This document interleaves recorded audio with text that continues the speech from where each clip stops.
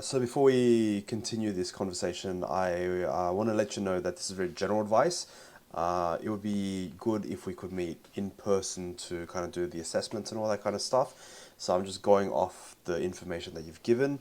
I can't really do any of these special tests over this phone call, but this is probably the best thing you're going to get. I would probably recommend if you can see a physio in person, they can do a better assessment with you, and then they can kind of figure out exactly what deficits you're having and what you need to be moved or what you need to be tightened and something specific to your case. Okay, but generally, from what you've told me, you've rolled your ankle and you're getting a lot of pain and soreness on the outside of your ankle. So there are three ligaments on the outside of the ankle. There's the ATFL, there is the CFL, and there's a PTFL. So these three ligaments, if you think of like my wrist is the ankle, for example, they connect from the malleolus to the actual ankle joint. So their job is to prevent you from doing this kind of twisting motion. All right, I don't have my model with me, but try to kind of visualize it with your own ankle. So when you turn your ankle out like that, or when you roll it in, you've kind of stretched all these ligaments on the outside of your ankle, and it's caused it to kind of overstretch, which means you've kind of stretched the fibers, which pretty much means you've got some sort of a tear.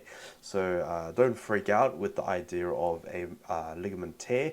A tear, a sprain, an overstretch, it all means the same thing. You've just pulled the fibers a bit and now they're giving you some sort of symptoms. So this could be some sort of weakness, it could be pain, in your case a little bit of swelling on the outside of the ankle, but it's all very manageable. Okay, so the main thing with any kind of ankle tear, or if you want like to be very specific, your ATFL you do about 90% of the time, your CFL is about 30% of the time, and the PTFL is about 10% of the time. All of them are pretty manageable, and there are new studies coming out that says that even if you've done an avulsion fracture, which is like a grade 3, where you've pretty much torn the ligament off the bone, if you kind of protect it in a boot and you rehab through physio, it can recover pretty well. So probably go see your physio to get that checked out, but just at the moment you are walking on it, so it's not too bad. In terms of how severe it is, if it's a grade 1, which is like a very minor sprain or tear, you'll get pain, some sort of swelling or bruising in the ankle, and it might be a bit uncomfortable to move, but it shouldn't limit your range of motion too much. It shouldn't really limit your function. So the fact that you're walking around okay, pretty much I think it's a grade 1. If it was a grade 2, you'd be limping a little bit, it'd be affecting your function a bit more, it'd feel very unstable, a little bit of pain through there, okay? And if it's grade 3, yeah, you'd be in a lot more pain. You probably wouldn't even be on this phone call with me, so I don't think it's a grade 3. Probably a grade 1 ankle sprain. It's probably the best way to say it. That's the most common way to say it.